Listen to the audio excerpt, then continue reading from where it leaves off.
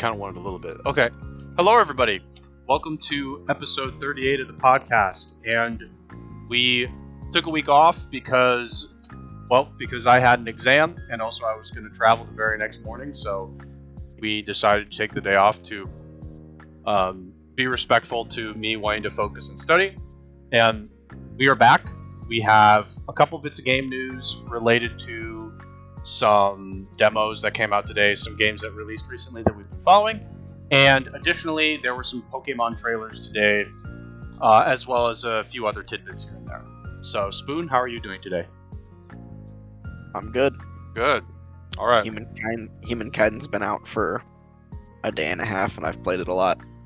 I kind of expected that, and I'm 100% sure you're gonna want to talk about it at some point. So we're just gonna get some of that out of the way though early on. Before we get into that though, I just want to do. Is it okay if we do a couple quick intro tidbits? Yeah. Two things. Number one, I played Tales of Arise demo earlier. If you missed it, that's gonna go up on YouTube. I'm gonna work on it probably tomorrow, and it'll go up tomorrow. So that's the first thing. It was, and I'll share my thoughts on it. And Spoon, obviously, you watched it a little bit, so you can share some of your impressions as well. Thing number two, I would say from my end, I fully expect to be playing something on the podcast channel. I don't know what it is though. I haven't decided if I want to just keep playing Mass Effect and do it on the podcast channel. The alternative is to do something like Humankind, like start trying to pop some of my play of Humankind. The third option is I borrowed your copy of Ys 9, so that's the third option. I haven't actually decided. It's going to be one of those three though, because I don't feel like doing anything other than those three at this time. Mm-hmm. So that just wanted to add that too from my own personal end, that you can expect some more YouTube videos and you can expect some streams on the podcast channel. They're not going to be like 100% consistent every day. More than likely, outside of Tuesday, Thursday, and Saturday, my guess is today, days like today are great. And Mondays are tough, but possibly Friday. We do D&D on Friday, which will be happening this week. But possibility of occasional Friday streams when we're not doing D&D, or if I'm not doing something else. So that's the intro I wanted to share. Spoon, is there anything you would like to share? Not really. Yeah, I don't think, again, as I mentioned before, I don't think I'll be doing any streaming from here, but I will be hanging out in the last couple days playing Humankind. I've been hanging out in the Discord and just streaming my Humankind to the Discord channel for people who are interested in just hanging out and watching me play or not. You don't have to watch the stream from in there, but you can just come and hang out and chat. And yeah, if I'm happy to hang out with you if you want that during your streams as well when I'm available. Yeah, so, I'm 100% down. I will just make sure to remind me when I do stream, and I'll pop into a voice channel. I really have no problem with that, of course. And if anybody, for some of these games like Humankind, I would open it to anybody to join. However, I'm gonna go ahead and say if I'm playing something like Ys 9, I'm actually gonna hard cut and say only you can play. Possibly Ghost, because I don't want anybody else in there muddling up any story that may or may not be happening. That would be my preference for that. Mass Effect, I honestly don't care, but for Ys, I would say nobody else can join the voice channel because I would like to hear some of it, a little bit, only a little bit. So, if that's all right with everybody. Okay. Also, I just want to make a comment. I don't see anything weeb over here. I'm looking. None of it. I don't see any weeb stuff over here. I've looked. I see Dune. I have a book, Dune, which I haven't read yet. I haven't read Dune. But I have that. That doesn't seem very weeb. So I don't know what the comment from Try was. The auto proudly displaying his weebness. I don't see it. I really don't see it. So people are a little bit crazy sometimes. Okay. Let me go ahead and shut off the music, and let's switch over to a different overlay here real quick. Okay, so as you stated already, Spoon, uh, Humankind released, and I'm fairly certain you exploded in your pants. I mean, I will neither confirm or deny Okay, this. so Humankind released, and it released this week. I have one comment. If you played the closed betas of Humankind and you don't know, you need to delete the closed beta files in your documents folder, wherever that may be, or wherever, usually it goes to the documents folder where the Humankind is. There's a folder for Humankind. You gotta delete all that stuff before you play the game, because it will actually stop you from playing the game. It will crash the game. So be sure, if you are interested in playing the game and you happen to play some of those betas, please get rid of those files. I'm sure everybody's resolved it by now because there was some information on it, but that actually stopped me for like 5 minutes, and I was like, I'm ready. I'm like, what the fuck is this? Do I have to refund this? So, Humankind Yeah, released, and go ahead. strangely, I'll just comment on that real quick. I played every single like open dev and beta thing, and I actually didn't have that issue when I launched the game. It All launched right. perfectly. But I did see. I know a lot of people did. They had like the Humankind official Twitter like released on Twitter like. Yeah. Hey, they realized they knew it was an issue and like here's how to fix it basically. So it happened to a Yeah, it lot of did. people. It just didn't happen to me for whatever reason. Yeah, but it did happen. So that's just me pointing it Oh, out. actually, I know. Actually, I'm stupidly know why because I'm on a different computer. I played the Yeah, betas you play on a different on computer. Yep. my desktop back at home, and I never played any of the betas here on my Sure, laptop. So that makes that sense. makes 100% sense. Maybe when I go home and try to boot up the game on my desktop, it'll probably do that issue. So Yeah, that makes sense. But we'll talk more about Humankind later after we've swept over the news. Uh, I would say we'll talk about Humankind. I don't have much to say so far because I haven't played as much as you. Um, that being said, what I have played, I mean, I haven't had problems. I haven't had any bugs I've encountered. Um, yeah, I don't have much to say so far. The game looks good. I don't think they made any sweeping changes to the UI, but like for example, the magnifying glass is still tiny for God knows what reason. Um, but other than that, the game it's smooth. I actually like it. I like the visuals of it. Uh, it yeah, we'll talk more about it later though. And Spoon, I know you'll have far more to say than I will because you've definitely played through more of it. Um, yeah, I haven't finished a full game yet. hmm, I am like nearing the. Well, I could advance to the contemporary era, but I'm nearing the contemporary era in my hmm, game that I'm playing right now. got it. So, um, So yeah, yeah, we'll talk about it yeah, more later if we for have sure. time. We may. I think I'd like to talk about kind of everything else before we talk about Okay, Humankind okay, because that's fair. I mean maybe if we don't have time, we just save it till next week when both you and I have had more time to play it, basically, It's and we that's can fair. talk about it. That's Talk about it fair. more. I I will for sure make time. Um, uh, the past couple days, just as a side note, I've been doing some like personal stuff, and I had to run a bunch of errands the last couple days. But I'm almost done with all those errands, which is very exciting.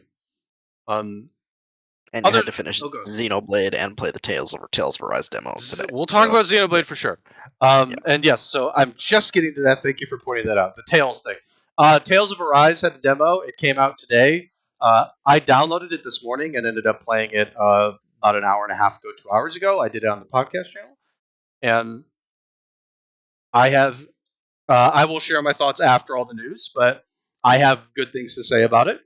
It was available for PS4, PS5, and Xbox One Series X and S. No PC demo. Not Edge. entirely sure what the reasoning was for it, but there was no PC demo.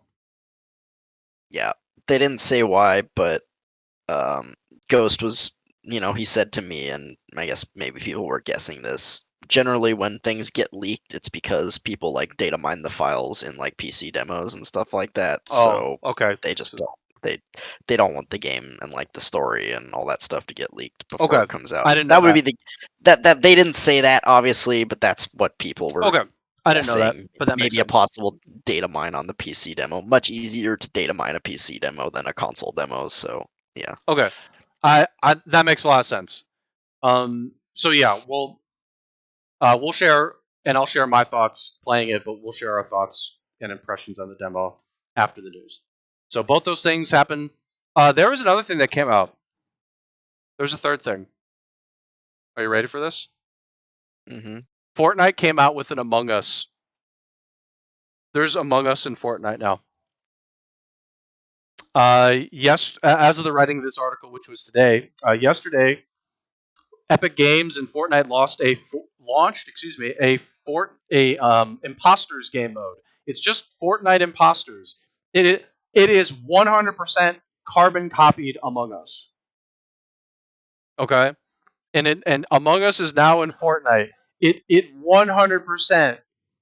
It's the same thing, and like this tweet just shows it. Like, look at this. It looks so similar. The map looks so similar, and you do the same stuff. It's pretty much the same thing. So I think there was some articles too that the developers didn't really appreciate this, but they did it. Fortnite now has Among Us, so that also released yesterday, which I think was kind of funny. I didn't even know this was a thing until today, and because I saw this morning when I woke up, I saw a bunch of articles about it, and I thought, oh, interesting, because like Among Us is kind of like, I don't want to say dead, but I don't really know a lot of people that play it anymore. So it's just kind of interesting that Fortnite's like, okay, now that the wave's over, let's make it Among Us. It's very odd, but that was the other thing that released, and the Okay, Epic. yeah, I mean Epic does that. They just like Fortnite just copies a bunch of stuff. I mean that's what they do. This isn't exactly an abnormal thing for them. They do that. So anyway, I'm obviously I don't really have much interest in playing it in Fortnite, but it was something that I came across this morning while I was checking my phone. So that was a fun little thing, and it you know it's a game it's a game mode release. It's pretty sweet, right? Pretty sweet. Yeah, sure. Sure, yeah, sure, whatever. Okay. Um, this was actually last week, but in Overwatch League, I believe it was Overwatch League where this occurred, but the casters of the game stopped saying McCree's name. Jesse McCree is named after a former developer at Blizzard. Jesse McCree at Blizzard was responsible for some bad behavior at Blizzard, so they've stopped saying his name while casting. They just call the character the Cowboy, and I'm very I very much believe that if there's an Overwatch 2 coming, which there is, the character's name will change to something else. Cowboy, It would be dude. weird, obviously, but maybe they'll give it some kind of Maybe they'll give the character a nickname instead that isn't Jesse McCree. Maybe they'll just give it a different nickname because the name is 100% in bad taste, and it yeah, it's in bad taste, and I think it should be changed to a nickname. Give the character a nickname, and just the character is now the nickname at this point. So that is that's what I'll say. Spoon. Yeah, I mean, I agree with you. You know, if this person, I didn't see the details on it, but I Mm-hmm. assume he was involved in this recent lawsuit that went out, in that sexual misconduct, I suppose. And yeah, I mean, I agree. They should change the name of the character, and yeah, as a sort of protest in a way to, Mm-hmm. you know, this person's actions and Right. behavior. And I am fully for the shoutcasters of Overwatch League taking note of it, and you know, Yep. even though the character's name has not formally been changed yet, them taking initiative and not calling him McCree anymore. Yep. I I think just give the character a nickname in Overwatch 2, and just The character is now known by this nickname. If they're not going to actually just literally change the name completely, just give the character a nickname and stick with that.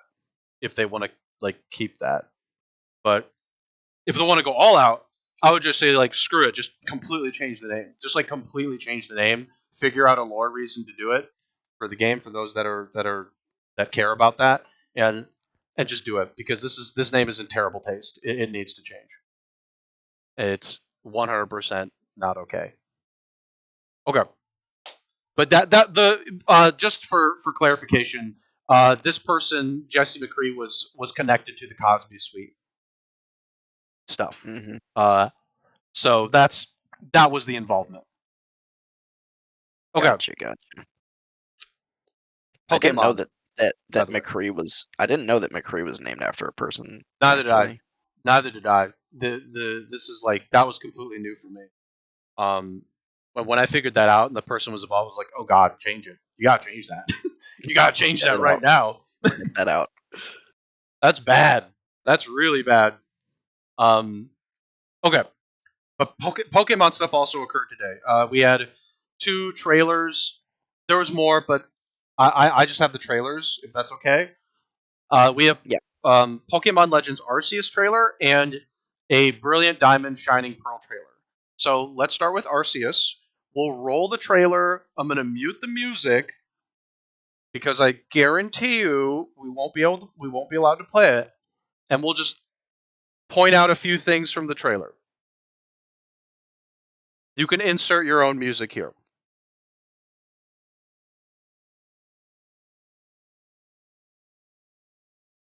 It's really a shame we can't play the music. It is what it is.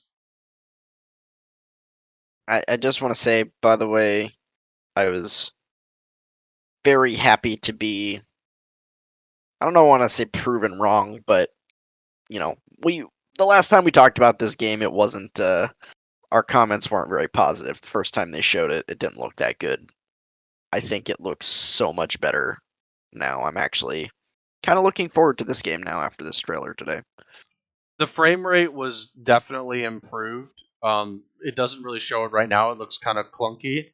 Um, but as you go further into the trailer, when they actually start showing more of the play, the frame rate is improved.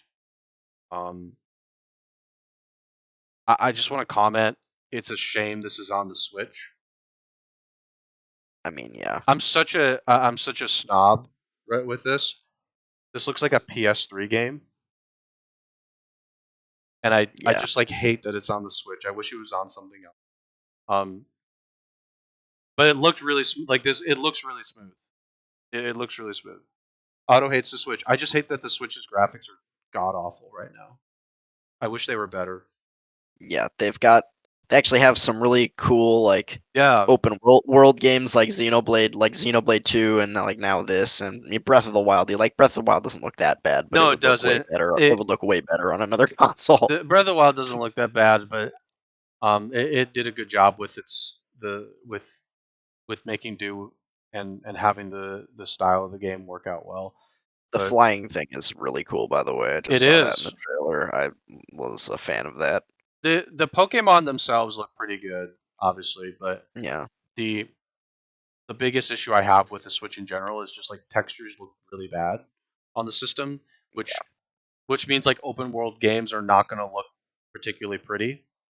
yeah. And Like like draw distance and pop in are gonna be yeah, a big thing too. it's rough. But like I just like you saw me playing Tails. Like you play an open world game like that, like Tails. Tails looks really good, and I was playing it on the Series S, and it looked really good. So that's all I'm gonna say.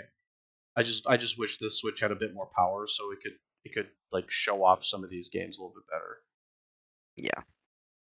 Yeah, I'm super glad that this game isn't going with a you have to beat gyms story.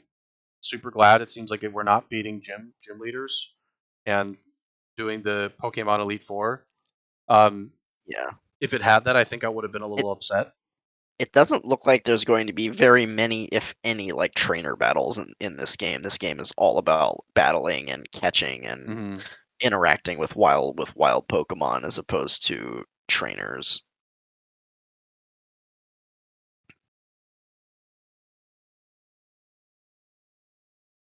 So like yeah, this is not okay. I was gonna say that's.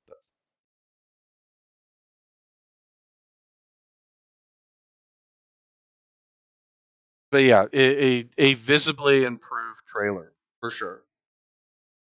Visibly improved. The first official one. Oh my god, looked awful for the frame rate. So I'm glad that that was kind of touched up for this particular trailer. Just gonna push forward a little bit here. Available January 28th, 2022. Yep. So only a few more months to go. Yep. Beginning of next year. Okay, so that was one trailer. This is Brilliant Diamond Shining Pearl. Again, muting it because I feel like I don't know if you agree with this, Spoon, but I feel like this music will not be cool here. Oh yeah, we'll probably get bought. We'll We'll probably get probably bought. get bopped. So Better safe than sorry. insert your own music here.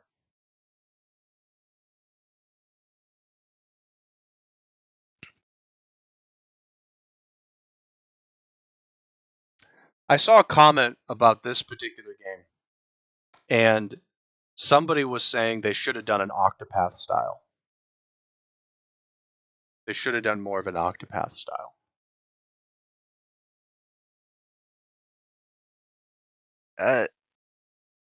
I don't Which think wouldn't have I been particularly faithful to what they said like. before is Yeah, faithful, but I don't.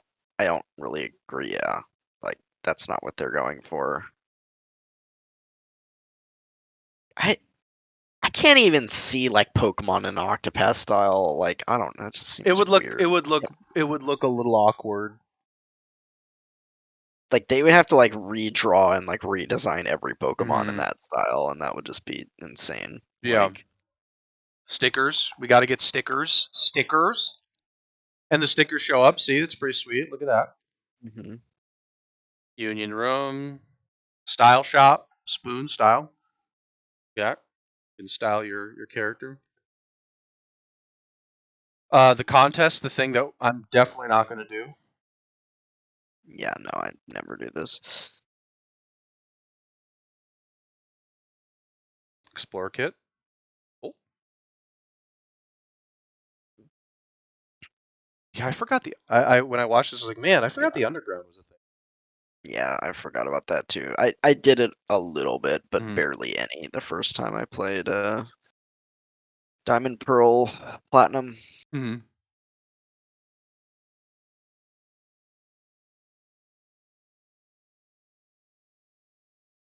Yeah, I mean, I don't know what the reception on this was. I know a lot of people when they first showed these games, there's at least a loud minority that was not a fan of Yeah. the way they made these games look. Mm-hmm. And again, I see the argument. I see what they were saying. The other the last remake they did, Omega Ruby Alpha Sapphire, which was on 3DS. 3DS, yeah, probably looked like better than this, quote unquote. I wouldn't quite say that, but it was more in the. I guess it looked more like X and Y. I trying to think where things were a Mm-hmm. little more like 3D as opposed to going back to this like top-down chibi style. But they just went for something different here with trying to recreate, but at the same time modernize the look of Diamond and Mm. Pearl. So Yeah, the general theme, which what they said before was to be faithful to the previous games and try and be as faithful as possible. Which obviously, I mean, people don't like the chibi style, but I think the general look accomplishes that. Right? It looks, yeah, it looks a certain way. I think the Pokemon battles look pretty good. Um, hmm I think for the game trying to be faithful to the GBA game or not the GBA DS game that it was, I think it looks pretty good. Um, and I mean these games got me back into Pokemon, so obviously they're gonna hold a special place in my heart. So I'm super interested in this one. I'm more interested in this than Arceus. Um, I'm I think with Arceus, I'm a little bit concerned with. I think I need to see more about what the story actually is of Arceus. It would be kind of weird, like with no trainers and all that. Like, I'd be interested with Arceus to see how that gets put together in a way that works well enough to be kind of at least either interesting or that. Like with Pokemon, like with these ones, it's a very straightforward premise. You just like build your team and fight to the top. But Arceus, I'd be interested to see what the actual what the goal is as you play it. It seemed like some of the Pokemon get like corrupted by something, so maybe you're just like trying to root out the corruption. I don't know. But yeah, I mean November 19th for this one. I personally am interested. That's very close now, 3 months. So Yep, 3 months. yeah, I'm very interested, and I'm excited for these ones. And for the people that don't like the style, well, yeah, that's gonna happen. Yeah. If you don't like it, don't buy it. That's all I'll say. Yeah, You know, that's just like a lot of these people may be like loud about it, but then they'll end up but they'll buying it buy it anyway. Yeah, sure, anyways. So, they'll buy it anyways. But so yeah, but you if can you don't still like it, complain about it. I mean, you can still say yeah, I mean, it's not yeah, nice. you're allowed to complain about it, obviously. Yeah, I mean I Um, do that all the time, so I think it's fair. yeah, I mean, yeah, same. I'm definitely getting Brilliant Diamond, Shining Pearl. I'm like you. I did play Ruby and Sapphire and the original Diamond and Pearl a little bit, but I got like hard hooked on Platinum when that came out while we were Platinum was on great. Mm. college, and I played that a ton. So yeah, I am excited for these. I'm kind of on the fence about the art style, to be honest. I see what the people who don't like it are saying, but at the same time, I see what they're going for, and I like the way they're recreating the look in, sort of 3D graphics, and I think the battles and the Pokemon look good. Um, I do have one comment. So these games, I'm only making this comparison because I think it's somewhat valid. Like these games in the past were like $40 on the DS, I believe. I'm just mhm. guessing. These are going to be $60 or 50, 60. I don't remember how much Switch games usually. But They're 60. yeah, Yeah, they're these 60 are going to be $60. So it's a $20 price increase. Like obviously there's going for to be some for improvements to the graphics are improved from the DS version, right? But it's like how much more are you going to get from the remake beyond what we've already had previously? Will be interesting because this is going to be $60. If it's obviously, I don't think this is going to be the case, but if it's like a copy paste where it's like pretty much the exact game, then I'll be disappointed. I'm hoping that there's some nice additions to these games beyond what was previously in Diamond and Pearl. Potentially, what I'm looking for is like add some of the stuff that was in Platinum because Platinum had like a lot of extra end game features, to my knowledge, right? Yeah, I would Put all hope that at stuff in least here. that it's all of that. With Omega Ruby and Alpha Sapphire, they also added they added Mega Evolutions to They those. did. So I wonder if they will add something along those lines, or like the Gigantamax thing from Galar, because that's been like, I doubt they'll add. Actually, that won't really work for I this. don't I think don't think. that'll work for this. Or with the art style they're going for, I don't think that'll work It at all. won't So, work for this. but yeah, I wonder if they'll add like megas, or I think Z moves from Sun and Moon, or Mm, if there'll be an entirely new like mechanic along those sure. lines. Yeah, Uh, I agree with you. It'd be nice to see them at least put in the stuff that was in Platinum, mhm, if not add a little bit more on top to sweeten the deal. But right. it's a mainline Pokemon release. I mean, I know it's not like a new game. It's not Gen. What are we on right now? It's not Gen 8. 9. We're Gen on 8 is what 8, we're currently on. so it's not Gen 9, but this is like kind of their cycle. Like they'll have like a mainline Pokemon release, and then they'll have a couple years of like I don't want to say filler games, but like a remake like this one, or and Mhm. like between Sun and Moon and Sword and Shield, they did like one year they released like Let's Go, and Yep. then they released I don't remember something else, but they'll have like usually some sort of mainline release in the fall, but if at least a few years between each of the like the main gen Mm. new gen games. So um yeah, this is the mainline release for this year, though. I guess Yep. Arceus is only coming out like 2 months after it, but Yeah, I mean it's the it this is the main line for this year. Arceus I think is definitely the spin-off.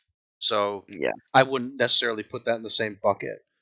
Uh I I I am gonna I mean like with what's it called? Sword and Shield. Well, Sword and Shield had DLCs. So it didn't yeah, they actually have a third game.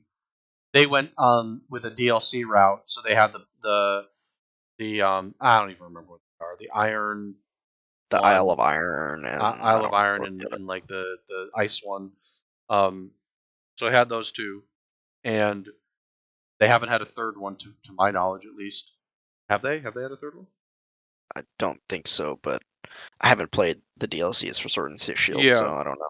So I would expect that at some point this will be the main line for another year or so, and then we'll probably be looking forward to Gen 9 at some point within the next 1 to 2 years, getting some kind of trailer. Yeah, I doubt we'll get it next. I doubt we'll get Gen 9 next year, but No, maybe we the year won't. after But that. Um, possibly trailers of some kind or yeah, some teasers. confirmation of we're working on it. But Yeah, the DLC, the last DLC for Pokemon came out. I don't know, like God, it feels like 6 months ago. Feels like 6 months ago. Feels like it's been a yeah, while. it's been a bit. I feel like it's been It a while. might be close to a year actually, because Sword and Shield came out almost 2 years ago Yep. now. It will have been 2 years in November. Yeah.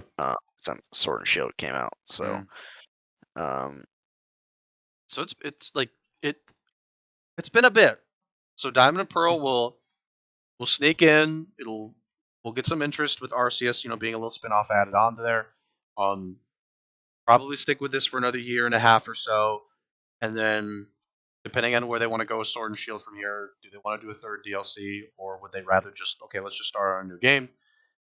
We can expect this to be the Sword and Shield plus this being the fill in for another year and a half mhm. for actual like standard Pokemon games. Arceus, it's a spin-off. It's not going to be the same. Yeah, I know I've heard people talking about they want a Let's Go Johto, Let's Go Gen 2, basically, because they did Let's Go for Gen 1 Let's go already. So Pikachu and Eevee was a really nice game.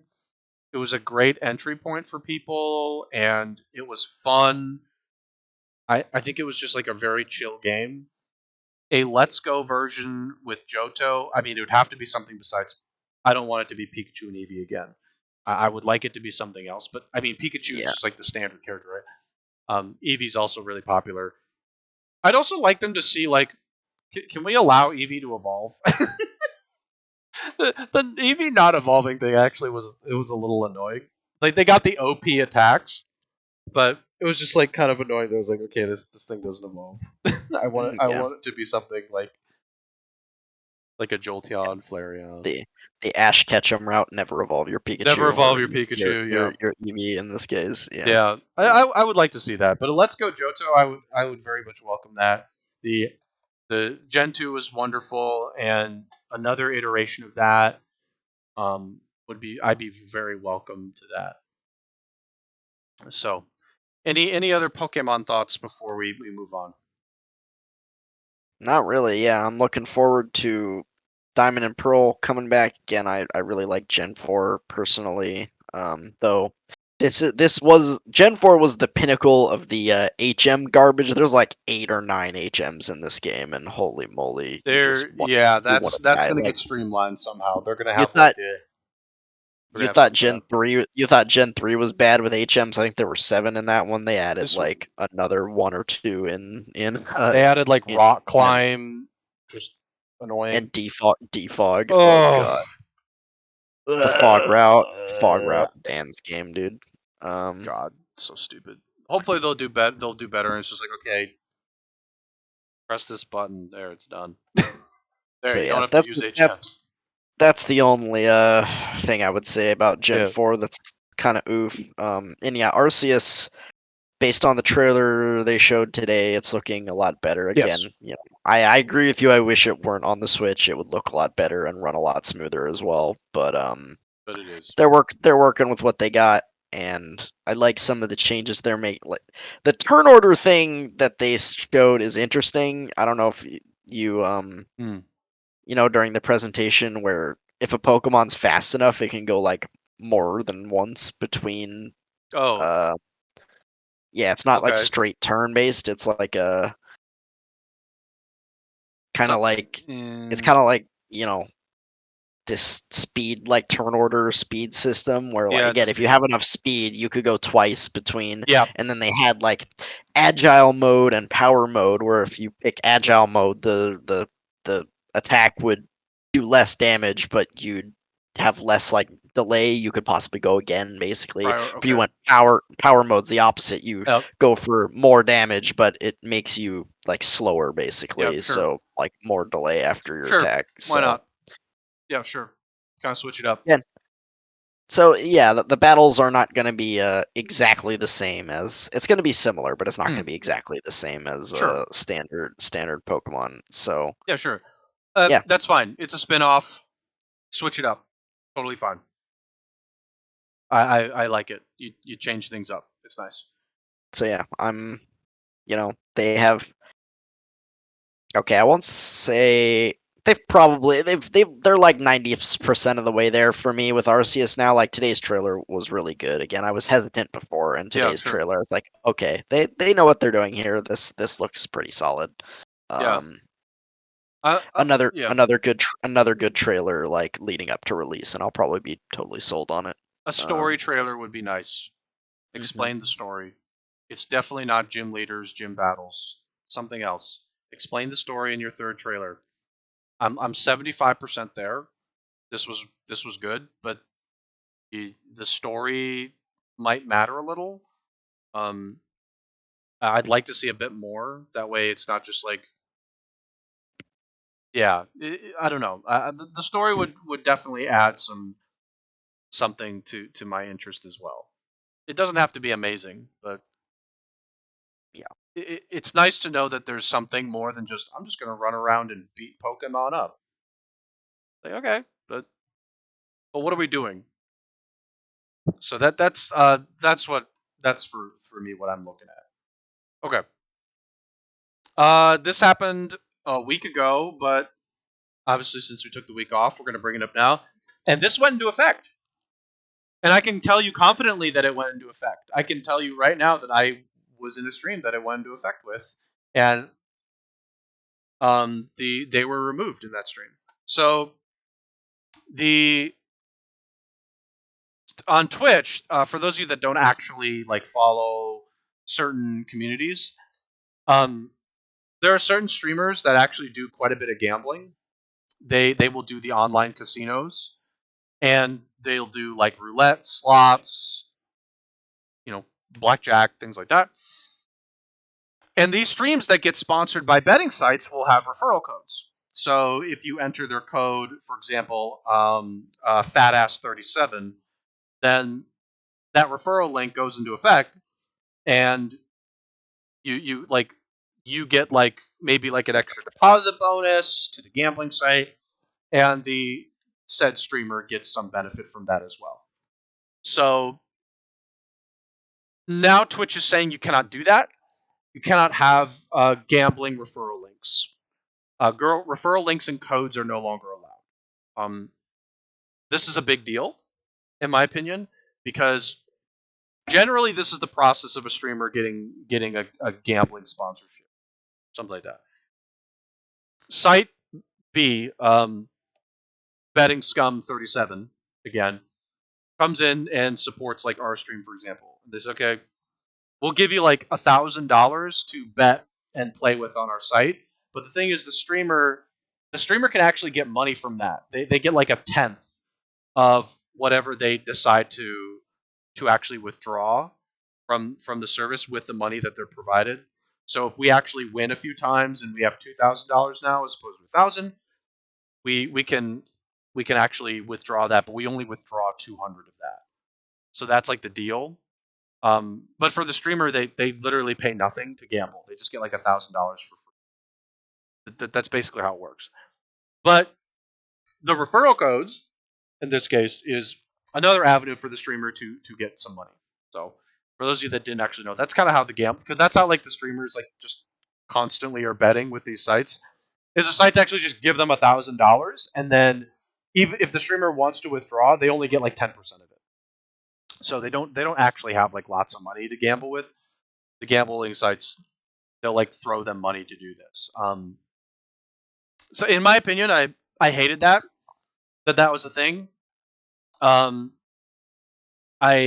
won't say that it's the worst thing on Twitch or anything like that, but the fact that referral codes and links are removed, I think is I think it's a good thing. I think it's a good thing. Most of these streams are supposed to be 18 plus, but some of them aren't. I doubt kids are actually going on these sites. I'm sure they have to do like some proof of identification to prove their age, that they're of the legal gambling age. But it's still a little weird that like that people were doing that. It's not the worst thing, but I think it is kind of like, I think it's good.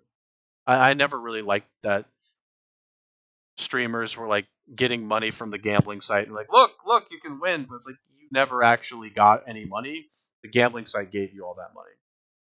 It's deceptive, and I didn't like that practice. Yeah, they're gambling, like they're not gambling with their own money. It's like they don't care if they lose it, so exactly. they just throw it out. It's like, exactly. Well, if you're actually gambling with your own money, you'd probably be a little more careful. Exactly. Like that's also what I didn't like. It's like, oh, I'm just gonna throw away $2,000. Like, yeah, but it's not your money; it's the gambling site's money. The gambling site doesn't really lose any money from that. Yeah. If you win, obviously but again, like the gambling site already got what they needed. Like they got some exposure. So, and there's quite a few of these gambling sites. So I'm glad that these referral codes and personally, and I don't think it's the worst thing though. But it's definitely like a step, I think, in a good in a positive direction. Particularly when you consider all the folks that have gambling problems and addiction issues. Yeah, I'm sure it's hurt some streamers, to be honest. It did, but for sure it does. But I mean, they'll still be able to gamble through those sites. They'll still get the referral code, the referral money for like. What I mean is, sorry, they'll still get the money from the gambling site to play with. My guess is there's going to be some other avenue to use those referral codes that aren't on Twitch. They'll probably just do it through some other platform. I don't know how they'll do it. It'll be interesting to see how that works. But that happened last week, and I personally thought it was a big deal because I know a handful of streamers that do this kind of stuff, and I don't necessarily think it's, like I said, I don't think it's horrible, but it rubs me the wrong way because it's a deceptive practice. Because like they don't actually spend their own money. Like the gambling site gives them all the money to spend. It's a weird practice that I didn't like. Mm-hmm. Spoon, any other thoughts on that? Otherwise, we'll get to the last thing, which is. No, yeah, I'm not really. Sure. I don't really follow any streamers who do this, so yep. I don't have a lot to say. That's fair. Okay.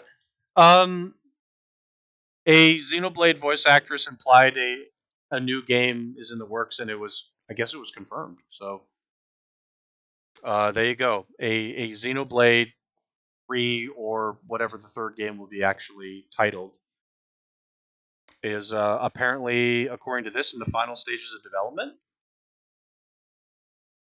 Yeah, currently in development, and according to sources, game is nearing the final stages of development. So there you go. You thought it was going to happen at E3 where you got some information, but too bad. It's a voice actress dropping the ball. Yeah.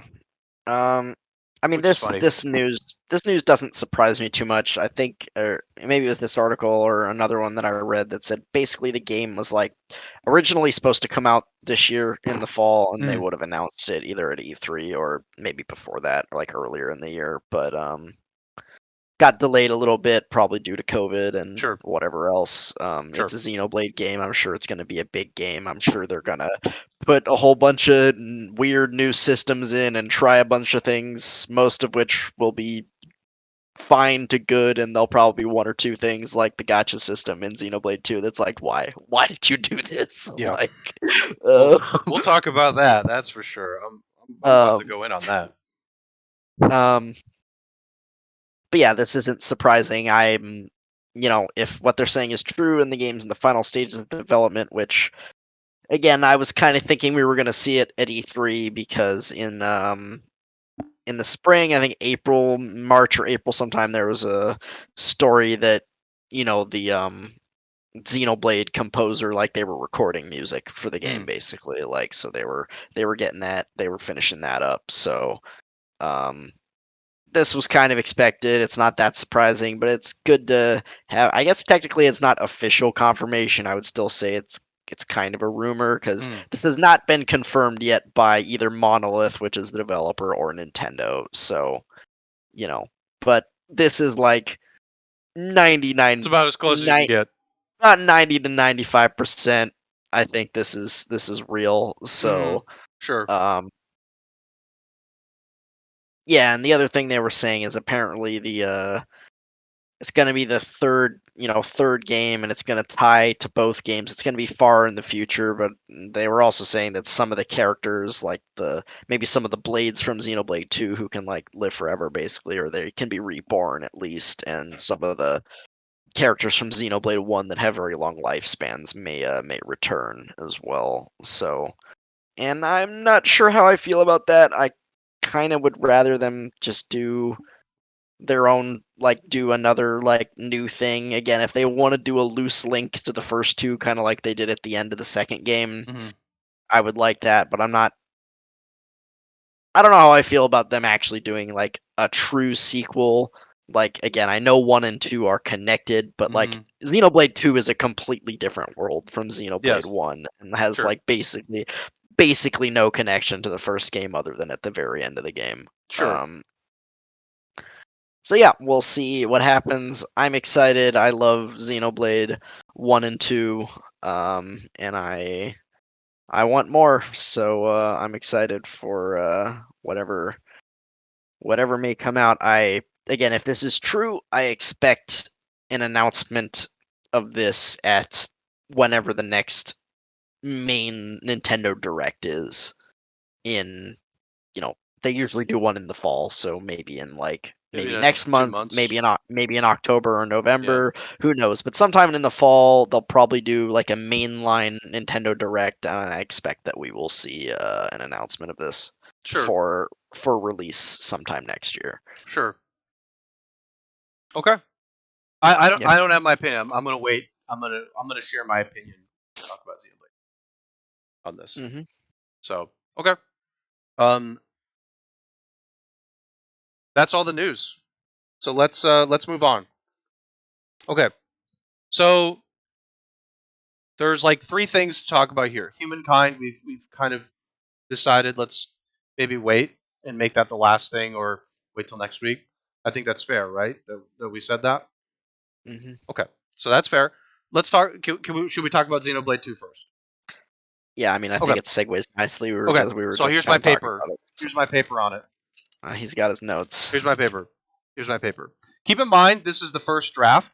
Um, The I, first I'm draft. I'm subject to change all this, and I will actually because this was my first draft list of opinions, and some of them I wrote in anger and frustration. So you'll have to forgive me. I'm gonna amend some of my thoughts.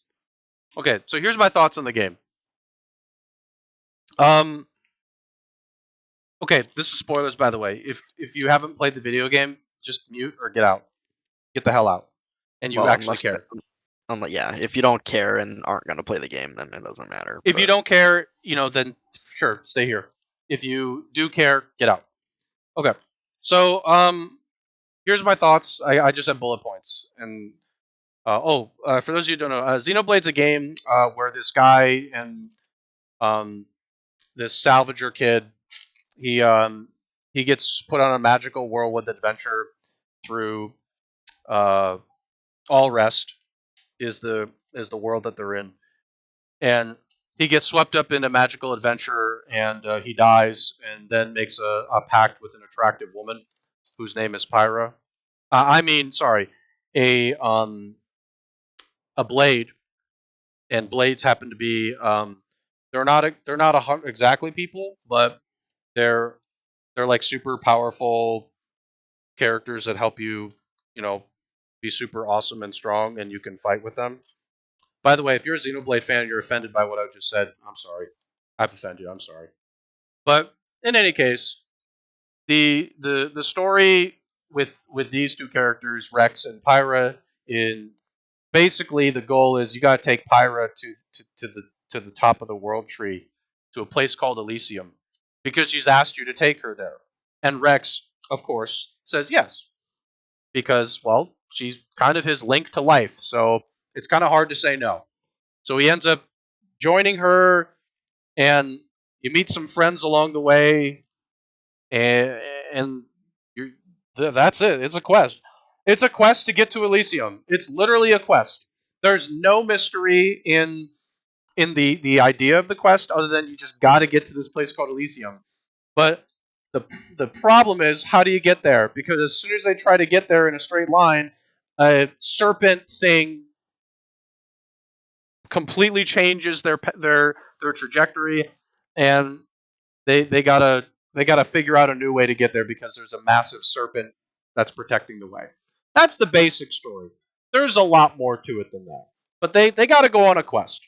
Okay, and this quest is to get there, and there's several things in the way of their quest. There's some villainous characters. The first one you meet is named Malos, which is the dumbest fucking name I've ever heard in my life for a villain. And the other characters, there's like a character named Jin, who's your masked character to start.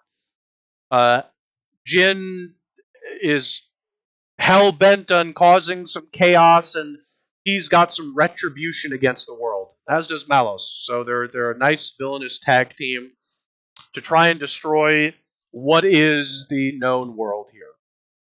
So that's in your way too. Now that that's said, upon the end of your quest, they end up touching on some very specific themes related to blades. Blades, in the context of the world, they make a connection with the driver. Let's call it a contract. And once the driver dies, the contract ends. And the blade then loses all their memories and waits for the new contract to get signed. And when the new contract is signed, Blade awakens again, makes the new contract, and so on and so forth. Possibility of data being transferred from previous version to new version. There are some interesting themes in the game involving the meaning of this cycle, because at some point, when a blade moves on, they become a massive creature called a Titan. And Titans are like the foundation of where the people of this world live. And Titans end up giving birth to new blades. So there's a cycle, there's a circle of life going on here with these blades. And you know, the main motivation behind some of our villains is trying to figure out what the point is of that cycle, what the purpose of their life is, and are they the same person when one contract ends to make a new one, because they lose their memories.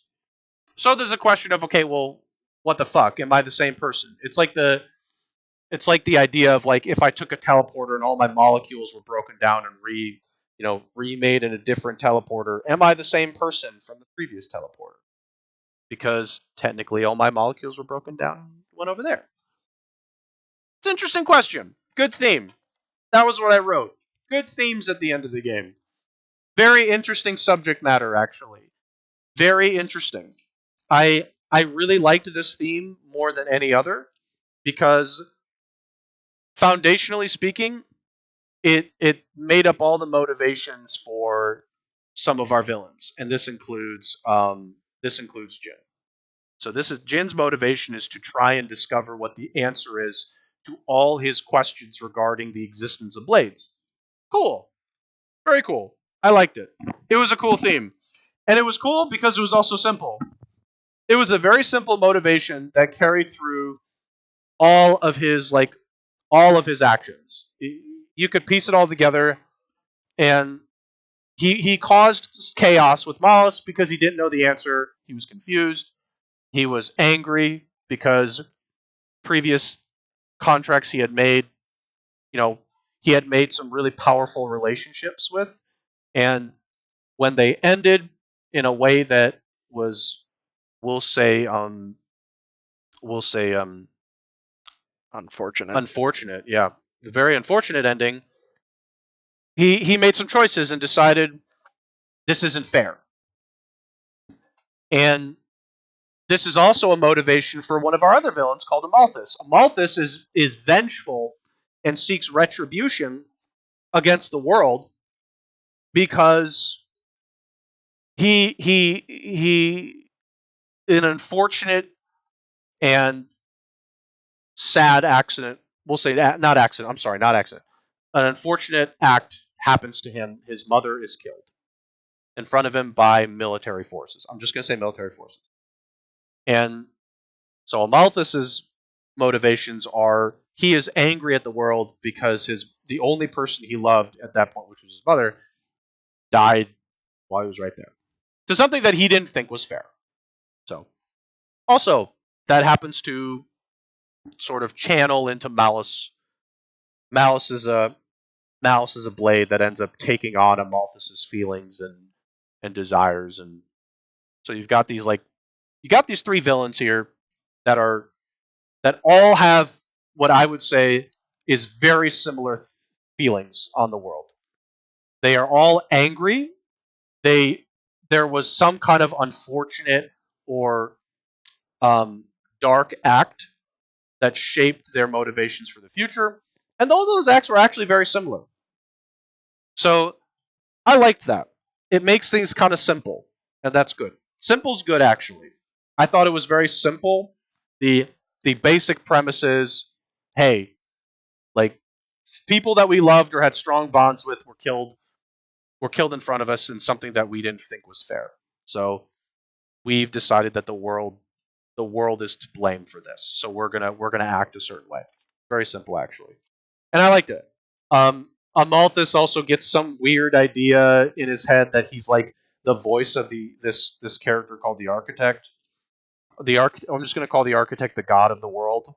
Okay, that's a very simple view of it. Yeah, all those motivations and themes actually work pretty well for me. I really like them, and you sort of figure all those out in the last four chapters of the game is when all that kind of comes together. Um, which I think is my those are the most enjoyable chapters for me. I thought Jin was probably the best character in the game. I don't I'm not going to debate that with anybody. I think that Jin is just the best character. He's the most interesting character. His character arc is really well defined, and it lended itself to the probably my favorite resolution in the whole game. Um, because he gets a shining moment where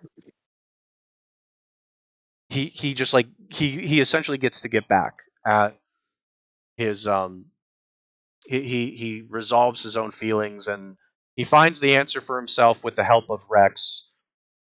That maybe the world isn't so as bad as he perceives it, and maybe blades are not like maybe the past experiences of all the connections and relationships they made, they weren't for naught. Like maybe they're not the same person, or maybe they are the same person, and like all that stuff wasn't for nothing. And you should look to the positive future. Is kind of like what the conclusion ends up becoming. And Jin goes with that and says okay, and he has his moment where he takes down Amalthus. So I really like that. It was a nice resolution to a character that from the beginning, you're just like you're just this hateful person, and then you sort of like get tidbits of information like, oh, he was actually a blade and his driver was killed in front of him. Oh, he's a flesh eater, whatever it's called. I think it's flesh eater.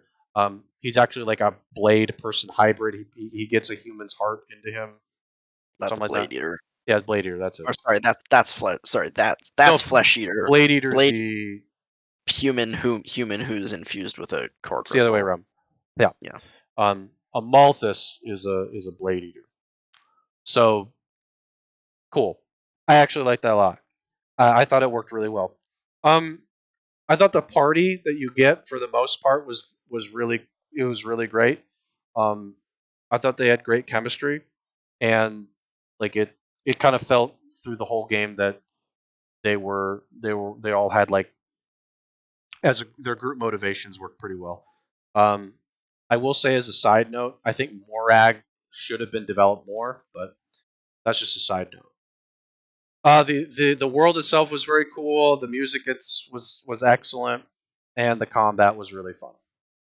So those are my positives.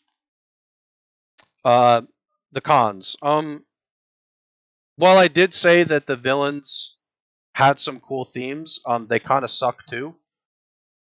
Amalthus is besides that simple theme. I don't find him particularly interesting. Um, I also don't find the fact that like just like leaning back into religion is evil particularly interesting. At this point, it's just lazy. Whenever JRPGs do that, I just find it lazy now. Um, I also think Malos is not particularly interesting, even though I said they had good theming.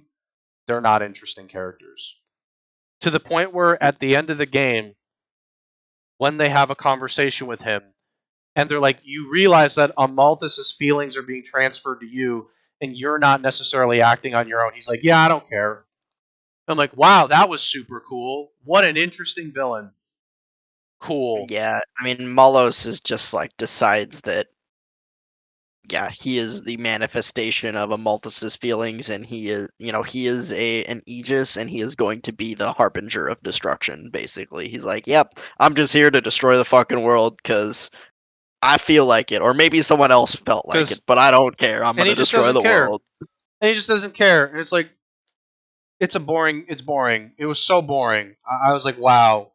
Wow. Wow. I really was amazed at how bad that was at the end. It was, it was not good. Is my first thought was, wow. Because even before them, when you have the conversation with the architect, I fully expected that conversation to be complete horseshit, and it wasn't. So I was like, oh, this wasn't horseshit, weird god babble crap that you sometimes get. Okay, maybe the last confrontation with Malice will be more interesting than I thought. It wasn't. It sucked. Um, I will make a comment. I thought that like the cloud sea being like a way to perpetuate life and the core crystals he like somehow harnessed memories of past people, a little bit questionable but not horrible, but it was questionable to be like, yeah, I just took memories from people. It's like, how'd you do that? And it needed more explanation. You He's can't he's just hand he's wave that. You he's. can't. I mean, he's God basically. So he does You what he wants. can't hand wave that. You got to explain it. Two sentences, maybe. And I understand the first thing that I hear. Hold on, I'm hearing it now. But think of the technology. I don't care. I do not care. Even if society has progressed to this incredible level of ingenuity, you still have to explain to me how it works. Use a simple analogy. I really don't care. You can't just say, yeah, so this gas creates life or helps create life, and I just put memories in this thing. And it's like data going through it. Okay. Do you want to elaborate on that? Moving on. What the fuck? Explain it. You You had the opportunity. It's the end of the game. You could have spent time on it. You really could have. The dialogue got so cringy at the end of the game. I visibly cringed 3 times. 3 times. I actually went like this. Oh. First cringe, as an example.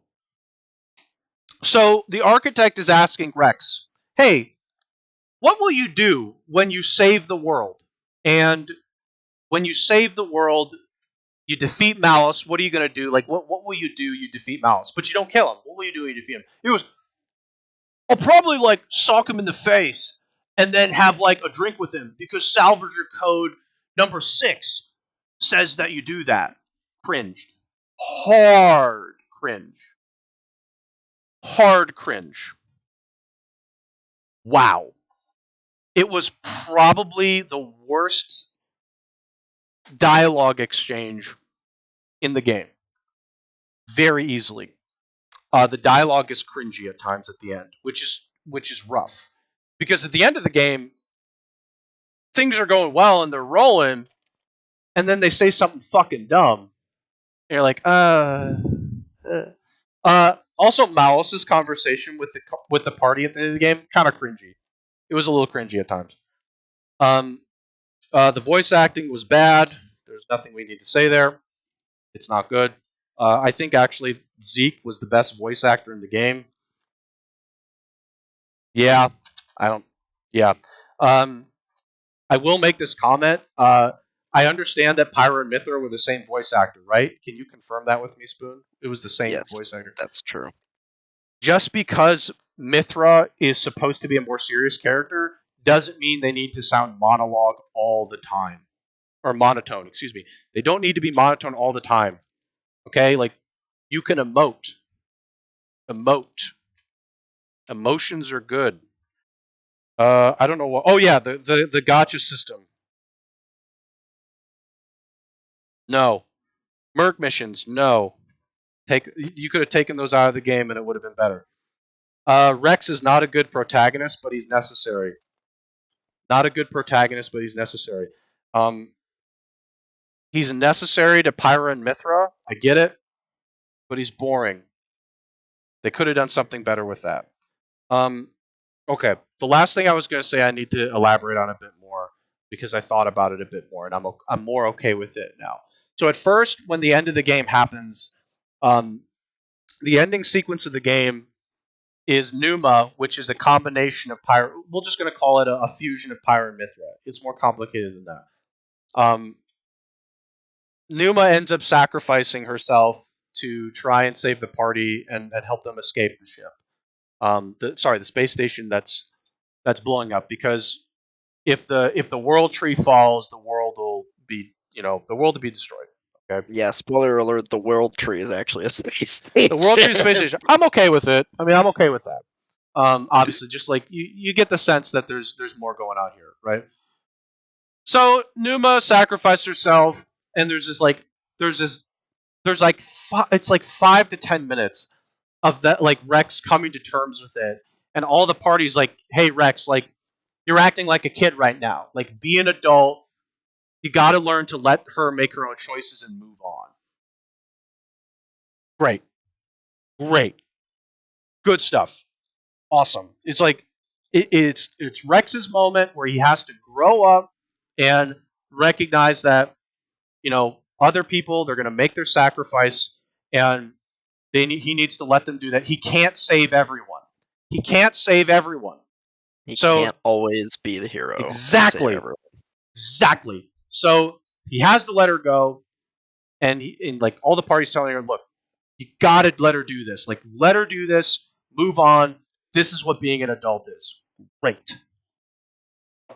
Credits roll. My body is in like this state of zen, and I'm thinking, will they do it? Will they kill the character off? Credits are over. They're back.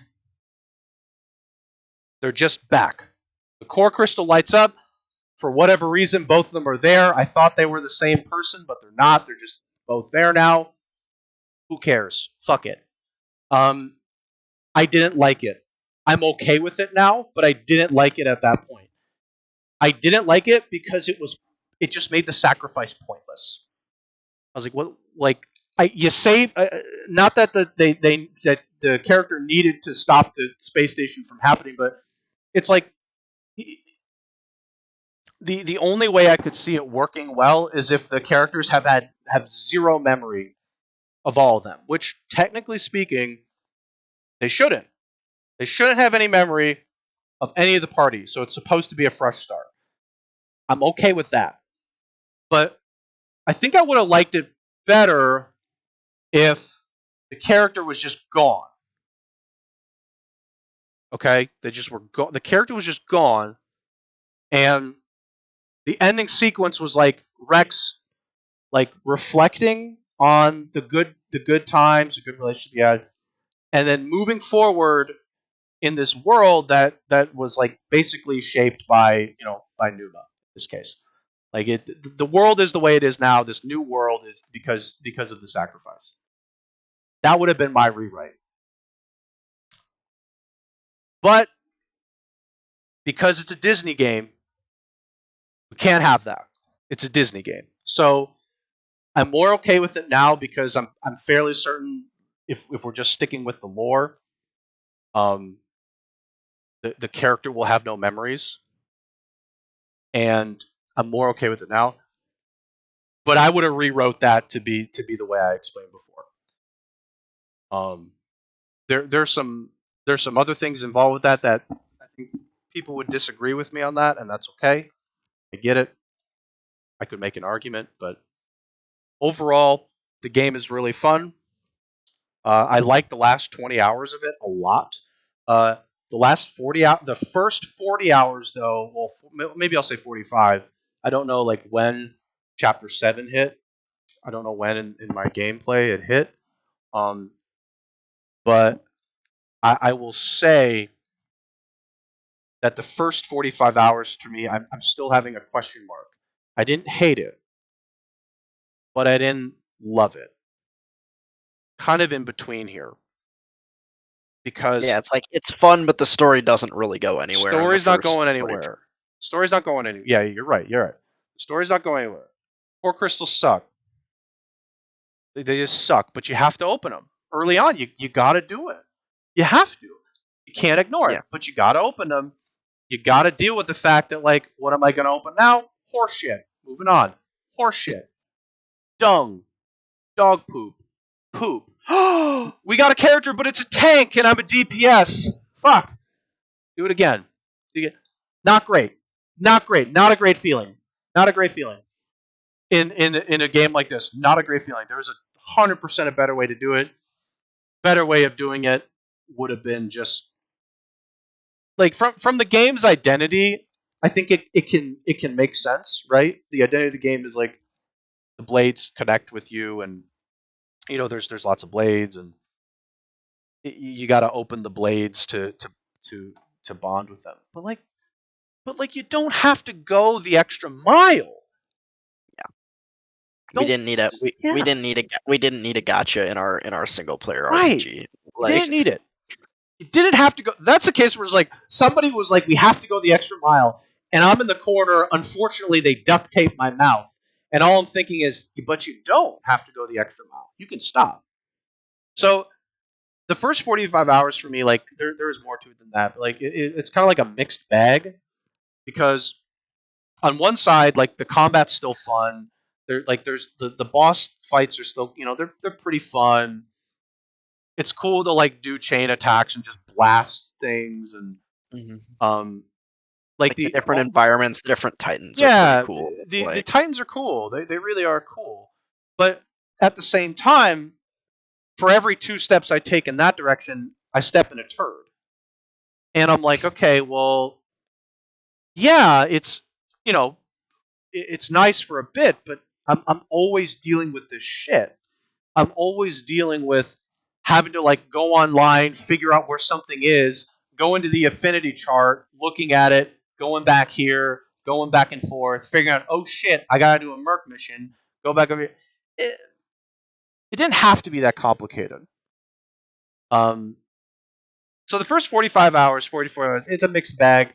But the last 4 hours or 4 chapters, so the last like 20 to 25 hours, so good that I'm almost forgiving the first 40 45 hours. So So was your final playtime like 65, 70 it hours, was something about like that? 60 to 70 hours. I didn't write it down. Yeah, in Um, there. Yeah. but there was something in there. I didn't. For full disclosure, I hardly did any side quests. I just didn't see the point. I really didn't. The main Well, side quest that I wanted to do though was the Poppy one. And holy God, what a nightmare! But it was worth it.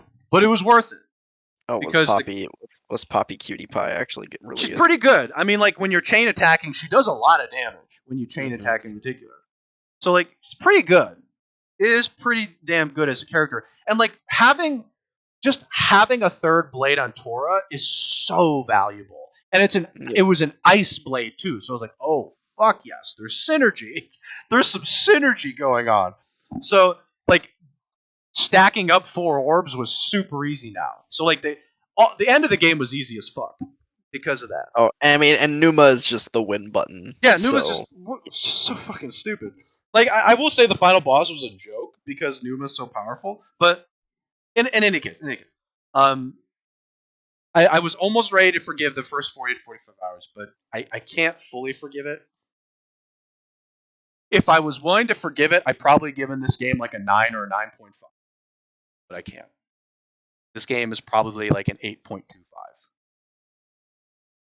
probably, possibly an 8.5. If you're feeling generous and you want to ignore the core crystals and the merc missions, you'd probably give it an 8.5 to a 9. But I can't ignore the core crystals either. So I just didn't see the point of the side mission, so I'm not even gonna like rate anything on that because like I don't know. It's who cares. The side missions are like a who cares. If you want to do it, do it. If you don't, whatever. if you're But there and if you like exploring the yeah, world oh for want to sure. do it, then Oh they're yeah, there. for But sure. you don't I, have to do them I at don't I all. don't blame anybody just like wanting to do them to explore, and like there's some fun interactions in them from the ones I did. I don't blame anybody for wanting to do that for sure. I think that's like cool on you, which is why I'm not considering it at all. But I just consider the fact that like the first 40 to 45 hours could have been like 30 hours or like 25 hours, and I don't know if I would have lost that much. I just like keep thinking in the back of my head like this game was like 20 hours extra for not a lot of substance. Like you could have removed certain chapters, and I think nothing would have changed. But like I think an 8.5 would be like a really like I think that's like a good score for this game because it's like there's some parts of it that I have like mixed feelings on, but like the end of the game was really really. Yeah, I was when the story like when the story gets going, it's really good. if it hadn't gotten going, I would have given this like a 7. Like this is not very good.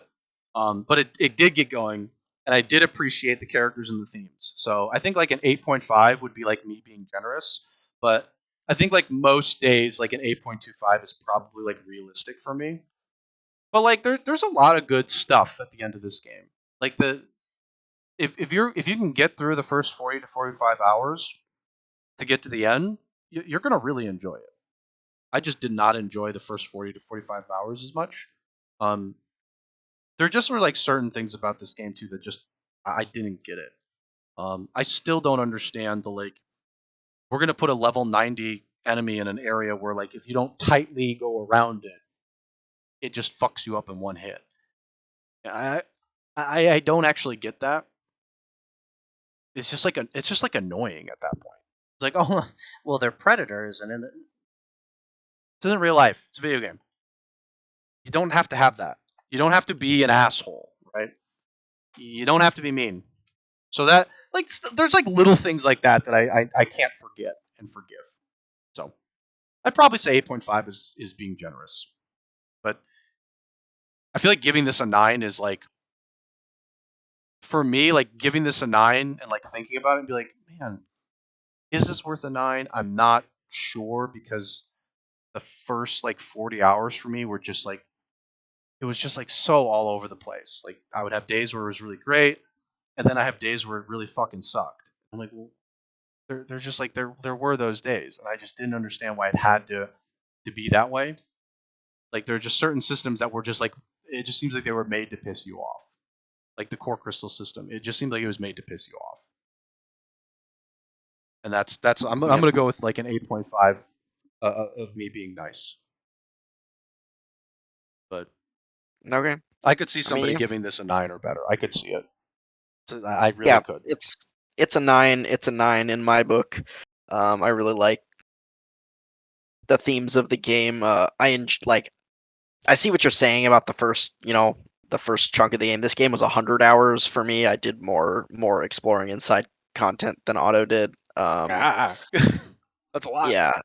But yeah, I mean, I enjoyed the exploration and like the side quests and everything with this game. And my gripes are mostly with the same things that you have, like the core crystals and the skill checks that kind of go along with the gotcha mechanic are like my biggest gripes with the game that like Yeah. basically prevent it from being a 10. Like those are For just too if big. those systems weren't in the game, I feel like this would be like a 9.5 for me. Very close to a 10. The only reason it doesn't get a 10, like the other only reason other than that, like if let's say those systems were gone, right? I still wouldn't give this a 10 because the voice acting, it's not good. It's not like there's no polish in certain areas, and it's just like I can't, like I can't. And some of the dialogue is just oh god, it's so bad. It's like oh somebody wrote that. Ooh, um, Yeah, that's the I only don't, reason I why I don't, can't do it. I don't think I hate the voice acting as much as you do. I don't think it's that great, but I don't think it. I wouldn't call it bad personally. Like there are some things that like like Rex's voice actor just cannot do the anime screams, and there are He points that he can't. needs to do the anime screams. It, I I will definitely disagree on it. The voice acting is bad in this game if we're comparing it to other stuff that is in the same time frame. If we were to just say like, oh god, if I compare this to games from like 10 years ago, yeah, whatever. But Oh like, yeah, I mean, this, well, this game came out in oh god, 27 or the end of 2017, so I it's just, oh god, like Myth, the person that voice acted Mithra, I just like, I think the Pyra voice is fine, like it seems to hit the right notes, but the Mithra one, like, I know it's the same person, and every time I hear it, I'm like, is this the same person? There's, why are you voice acting like this? There's you have no emotion. Like even a character that's supposed to be serious has emotion. Where'd it go? It's just like and like okay. Can I make one more comment about the voice acting? It actually has nothing to do with the voice acting here. This game has really great music, but it gets sometimes it gets so much louder than the characters. I'm like, why is the music so loud compared to the characters? Sometimes I'm like, keep thinking, did I like mess with the settings the wrong way? Um, the music like gets sometimes so epic that like I can barely hear the characters. I'm like, what the fuck is going on? yeah, sometimes the sound mixing isn't it's great. it's so loud. The characters like talking, all of a sudden like the music crescendos. And you're like, fuck, what are they saying? Oh, it's so funny. I just like laughed every time. It's like, what? What they say? The music is too epic for the dialogue to handle. I was just like laughing the whole time. But yeah. Oh man. It was yeah, but like yeah, that's all I was gonna say. The ending Gundam boss was pretty like the big mech itself was really it was kind of a cool look to it. Having it be like kind of like uh, a double thing. That was cool. Like have Hmm. split it down. Yeah. Very cool. Well, I'm glad you enjoyed it for the most part. Yeah. I Excuse me. No, it was good. It think I'll. was a good game. Yeah. Cool. Okay. Okay. Tails. Yeah. Any Tails fans, by the way? Um. Yeah. Any Tails fans in the chat? So the demo could be completed in about an hour. if you're feeling really, adventurous, I think you could do it in an hour and a half to 2 hours. I like oh my god. I'm a Heads fan. What? Oh my god. Oh god. Why am I reading? Um. So you could probably finish it in like an hour, hour and a half if you're feeling like exploring everywhere. So I imagine for Spoon it'll take you like an hour and a half. I just like I'm picturing you wanting to go everywhere. Um. Uh. For the most part, the main theme of the demo was the combat, getting used to the systems in there, and I think also just getting used to the exploring. Uh, there, there's a lot more depth to the vistas now, to the areas that you get into than previous games. I will say that the graphics in this game are excellent. Um, I was just like looking around when I was playing, and the textures are really good, really strong texture work, and um, definitely looks great. I'm definitely not opposed to the change in styling either, to make it a bit more. We'll say that I think it still keeps its more anime style, more the JRPG anime style, but transitioning a bit more into the more to a more realistic realm, I think was nice. The combat's very flashy. There's a lot. There's a lot to get inundated on. The abilities feel the same as any other Tales game. There's a, I will say, like, Dang. actually doing combos though, like you can go from your ground combos to aerial combos. That was really smooth. I was actually surprised at how smooth it was going from ground to air and then going back to ground from air. It was really smooth. I'm impressed. I don't want to discount that. I was really impressed with the fluidity of combat. Um, I'm trying to think. Oh, there's like a system where you can like call in supports too. Like you basically call in a character to do like a support attack. It's a nice touch. It's nice. There's some nice stuff here. I don't know if you can block in this game. I think there's just dodging. I didn't see a block. So you you can dodge attacks, and if you like get like a perfect dodge or something, you get some bonus to that. But that's pretty much the bulk of combat. There's also some additional things. If you're Alphen, then you can like hold down your art and you take away your HP and you do like a really strong fire attack depending on what art you used it on. Not every art can do this, by the way. There's only certain arts that can do it. Um, and I do think like there's like basically a finisher move. So if you end up, we'll just say if you end up like getting a certain gauge to be full, then you can do like a Scarlet Nexus style finisher attack that either like if it's a boss just like really drains their HP a chunk, or if it's a regular enemy it just finishes them off. Again, I'm using Scarlet Nexus as an example because it just feels the same to a certain extent. Like the idea of it is the same, with some small differences. The I liked exploring. There was no cooking. Well, no, there was cooking. Excuse me, there was no fishing, but there was cooking. Cooking was very simple. I don't think anything in the game was confusing for me. Um, and the tutorials were, Tails tutorials I think are very extensive. So there was nothing that was confusing in the game. I like that you could swim. Is this the first Tails game where you could swim? I Yep. really don't even know that. Um, First one where you can jump also. yeah, you can jump. Okay. Not opposed to it. Just like, I mean, if there's more emphasis on exploring the areas, like, yeah, jumping might be something to add, and swimming is nice. It definitely means that there's also some possible increased depth to dungeons and exploration of these areas when you can swim and jump. So it was nice. It was nice to see that. It definitely gives like some ideas of how things could go in a full game. Um, the skits. Let's talk about the skits real quick. What did you think of the skits that you saw when I was playing? I saw like tidbits of a Okay. few, but I don't have much to say because Okay. I didn't see very much. Okay, that's fair. The skits work the way that we saw in those videos. I like them, the style of them being like the comic book, the manga look to it. I will say, like, having the faces be very, like, except for the mouths, very stationed. Stiff, Yeah, yeah, stiff. Thank you, stiff. stiff. Very stiff. Not the best look, but I think I'm okay, like, overlooking it. I'm okay overlooking it because I kind of like the idea of, like, the panels. It's a cool style thing.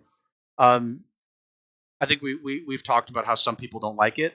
I like it. I think it adds some nice style to it. I'll give it the style points for that.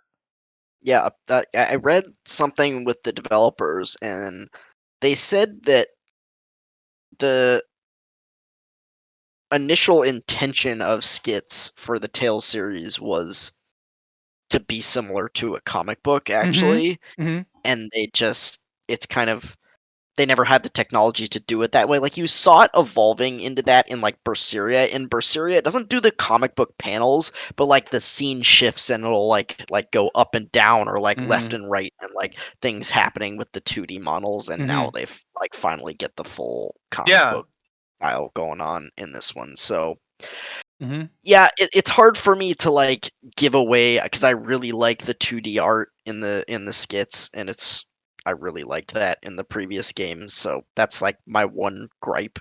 But I like the new skits. Like I'm not gonna say that I dislike Sure. them because they don't have the 2D art, but I won't say that I won't miss the 2D art a little bit from the No, skits. I think that's Um, understandable. I do think it's understandable. I liked it. Again, I'm going to use an example. Scarlet Nexus. It reminded me of that a little bit. Not to the fullest extent, but a little bit. I think Scarlet Nexus they used bigger images. That everything was mhm. bigger. But in this, they're using like actual, like, the slides are smaller.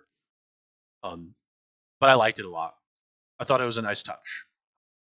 The demo was really fun. I think it's definitely persuaded me to get it because the the combat was far more fluid than I anticipated.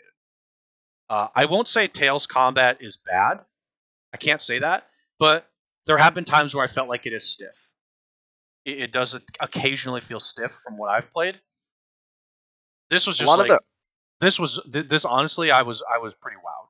the earlier games, especially like if I'm thinking like Symphonia and Vesperia, if you're playing casually and don't know the super crazy like infinite combos that you can do like in Vesperia especially, it's like you do a combo and then you block and you wait for the enemy to hit you, and then you do another combo and you block and you wait for the enemy to hit you, and Mm-hmm. then when you build up your like overlimit or whatever, you can use that and like kind of go a little more ham. Or like in Exilia, it's kind of the same. Like you combo until you drain your AG, and then when you build up your meter, you can do like a link dart to like end your combo, and Mm-hmm. then okay, then you go back. It's evolved over the ages, but blocking has always been important in Tails, and I mean, it's interesting that it seems like you can't even block in this one; you can only dodge. I possibly was not pressing the right button, but it seems like there was a dodge and that was it.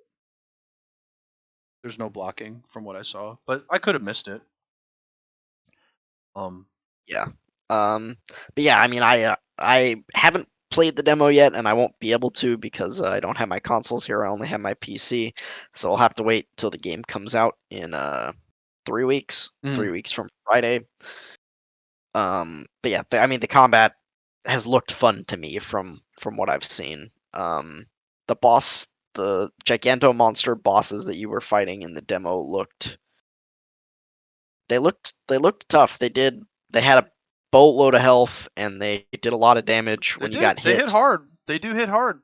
The only thing I will say is like, I mean, okay, I get it. You're fighting a big old monster. They're probably not going to stagger very much, but like, I don't know. It seemed like there should have been a little more opportunities to like stagger it. But other than Yeah, that, there like, there were. So there were times when the boss would fall to the ground, and that was a stagger.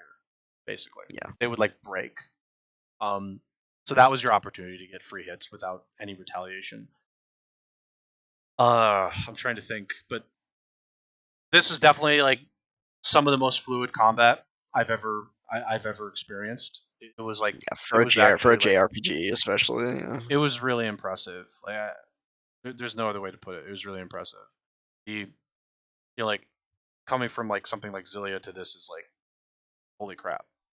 Um, I thought Scarlet Nexus was pretty fluid for the for what it was, but this is like better, and I was like very much intrigued by that. Um, Probably like the best JRPG combat, like with this kind of style, you'll experience is probably what you're going to get here. Because like it's hard to compare with like Xenoblade because Xenoblade's just like a completely different style of combat. But like Yeah. this is the kind of thing that like I'm definitely down. I'm definitely down for something like this. Like Xenoblade was fun for what it was for its combat.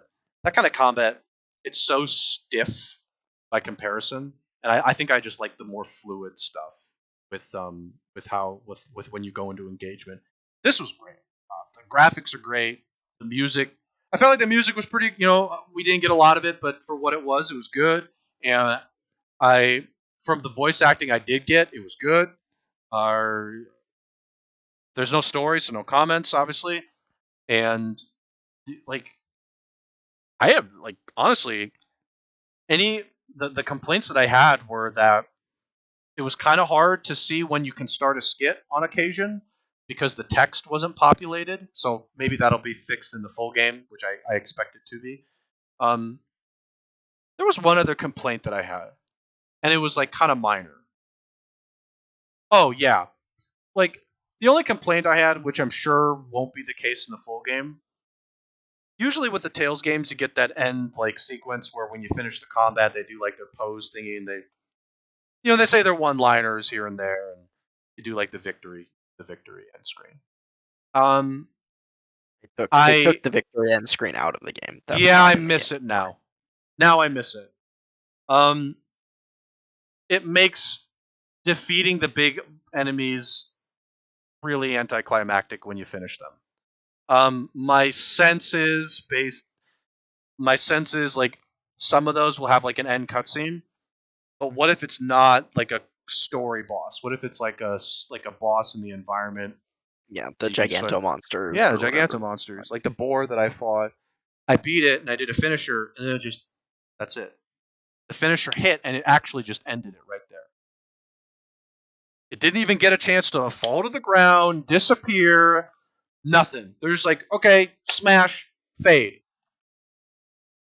It's a little weird to not have like an end sequence to like a Gigantomonster. It was a little off-putting. Um, I'm I'm not sure if that's going to be the case in the full game, but I missed the victory screen, the end screen after combat, right there. That was where I missed it. I was like, oh, huh. For normal combat, you didn't really care but for I the didn't care. bosses. Yeah. But it's a gigantic boss. I want some like epic ending sequence to an end boss, or like if I do a finisher on a boss like a gigantic monster, I want an end sequence. I want it. I really want it.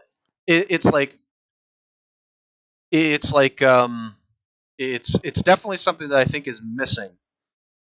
Like I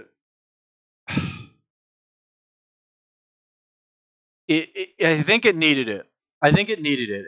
It's not horrible or anything like that. It's not like, oh, this sucks now kind of thing. But you, at that point, I really missed it. That was when I Yeah. missed it. So that's my only other complaint. And I don't. Yeah. I mean, like in the grand scheme of things, it's pretty minor. I mean, what they said is that they transitioned the victory screen to basically the after, like, there's that bar that appears on the side with like your XP and all that, and then like they wanted to make it. What they said is they want to make it more seamless so that like your characters will just talk on the field after a battle as opposed to having the victory screen. But I see what you're saying. I mean, I haven't played it yet. I there are people in the community who have been saying like, "Oh, this is garbage because there's no victory screen." It's like, oh, okay, I, whatever. I'm not going to go that far, of course, but I do miss it now. It's like Yeah, before I used to make fun of it and meme on it, and now I miss it. It's so funny. I used to be like, oh, it's so stupid, but now like Now it works on those gigantic monsters. On regular monsters, I don't care. Really don't. Like it's a regular monster. I don't. But like a bigger boss or like a sub boss, yeah, I want that. Hmm. I really do. It like some kind of unique sequence is missing. So I don't think it's garbage. I think that's like being dramatic. I think it's being Yeah, that's being very dramatic. that's way too dramatic. So anyway, I mean the demo's great. Like I this is a game that I think people that aren't fans of the series would like a lot. It just like it has all these like really cool positives with how it plays, and I'm Hmm. definitely getting it. There's no question at this point. It's like obviously it's a Tales game. I think the story's going to be good, but gosh, this game is just gonna be fun. So I think that'll be Yeah, my piece on the demo. yeah, glad to hear it. Again, I'm not gonna be able to play the demo, so I'll just have to wait the 3 weeks or so, a little more than 3 weeks. Comes out 3 weeks from Friday, so I'll just have to wait and play it then myself. But I'm glad to hear that you liked it. I know you said before that you were like 90% of the way there, and you just wanted to play the demo and make sure. And it sounds like Yeah. you've been convinced. Oh, 110%. I mean, as stupid as it sounds, like I didn't think the combat would be that fluid, and it was like more than I expected. And I'm Yeah, like, obviously, I'm kind of like a big combat person because, like, look, if the combat's stiff, it's like, it's not as exciting. It's just a lot less it's a exciting. video. It's a video game. It needs to be fun to Yeah, it play. needs to be Like, fun. So if the combat's not fun, it's like, oh, whatever. Um, so I think it's gonna be cool. I I yeah, I'll say that for later. I do think like there are times though with games like this, like and Xenoblade I think had this issue too, and I didn't bring it up. But boss fights end up and like sometimes fights end up going the same way. I hope fights are I hope there's more variety in how fights go. For example, in Xenoblade, every boss in Xenoblade ended the same. It yep. there's no doubt. It ended the same. And I didn't say it as a complaint, but it's not particularly interesting. Once you understand the combat system, you know what to do. You build up your orbs, and then, I mean, once you get access to Numa, you pull out Numa and you chain attack and you kill the boss from 50% or something Yeah, like it that. Like, and it's not particularly interesting. So that's the one thing I will say. Like there are definitely some games not like exclusive to any particular genre where figuring out the combat system is one thing, but but the but there's another side of it where it's about figuring out what the boss is doing, figuring out the arena, figuring out the bosses and tactics on the attacks. go. Yeah. There's Xenoblade does not that. Um, I don't know if this game will be that either. There's a select few games that are like that for me, where there's turn-based games do really well with this, but there's a couple non-turn-based games that also do a good job with this, where not every fight is created equal. Just because you know the certain combos doesn't mean you. Um, Actually, Dragon Age works that way for me. Not Inquisition. Inquisition's poop for that, but Dragon Age Origins, not every fight is created equal. You end up having to do certain things differently in the fight, which makes it a bit more interesting. So the so I don't know if this game is going to have that deep of combat. Xenoblade doesn't. Xenoblade's combat is as deep as once you figure out that Numa exists and that chain attacks exist. Then it stops being deep. But this game, I'm not sure will have that too. But if it does, I'll be pleasantly surprised and very happy that if every like some fights are just like vastly different. Xenoblade had one fight that was different, pretty much for me. I know for Arise, they're trying to do at least a little bit of that with like the characters' different playstyles and also their what do they call them? Boost attacks, which are the like those support attacks or Yep. whatever. where like Shion's knocks down flying enemies, and Laws breaks armor, and Kisara stops charging enemies, and Rinwell stops people from casting, and she steals their magic, Right. and Dohalim's like locks them in place with the thorns Sure. or whatever. Yeah. I mean, that's a good starting point for sure. Is knowing you figuring that stuff out, and then based on the enemy and boss and field, like, countering with the correct stuff. Actually, Scarlet Nexus I thought did a decent job with it. Not all the time. The bosses in Scarlet Nexus weren't always the best, but you at least like you at least have different things to play with, where that not every combat ended up ending the same. I mean, obviously there were some abilities that you ended up just using anyway because they're so powerful, but you could have navigated combat in one of many different ways and it would have worked out. So that's interesting. Yeah, there But there were certain powers that were better oh, or of more course. useful in certain Oh yeah, of fights course. in Scarlet Nexus. So Yeah, of course. But at least you had the variety, and you go, oh well, I could use invisibility or this here, or I could use the super speed here. There's a bit more variety, and your tactics changed. Whereas in Xenoblade, you had one tactic. You had literally one. yeah, Did I get 4 orbs on him? Okay, hit the Numa button. That was your tactic. That wasn't that interesting. Um, but this game, I hope there's more to it. It sounds like with the supports and all that, it could be, which is cool. That's good. It definitely adds to the tactics. Oh, be sure to manually change the strategy screen. The demo strategy had this. Let me explain the strategy of the demo as default.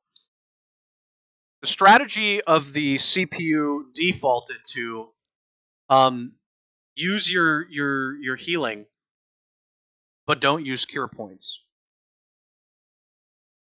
Do you understand the logic yet? that doesn't make sense. You can't use healing without using cure points. Congratulations, you passed the test. You figured it out.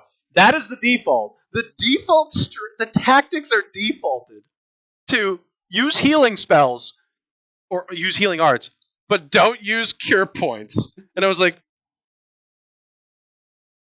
turn off this one over here? Use cure points? Excuse me? I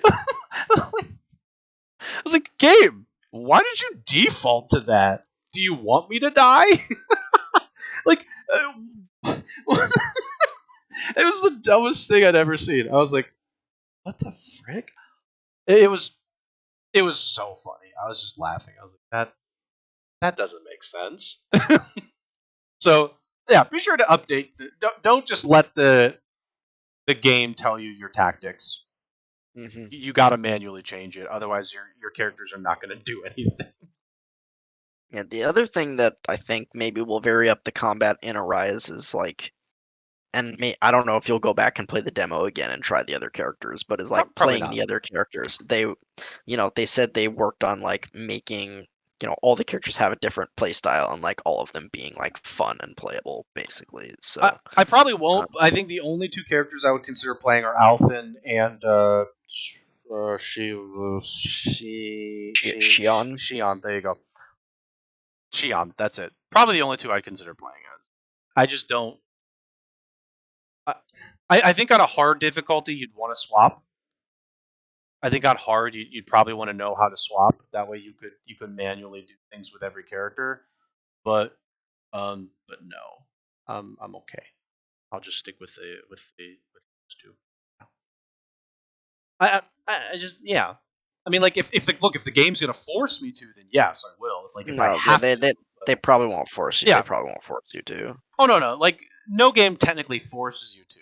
Like in Dragon Age, you can swap between your party, and while they don't force you to, you swap between your party because you need to take control sometimes. So if this game you just need to take control sometimes, then yeah, of course. But if I don't have to, then I'd rather just stick to the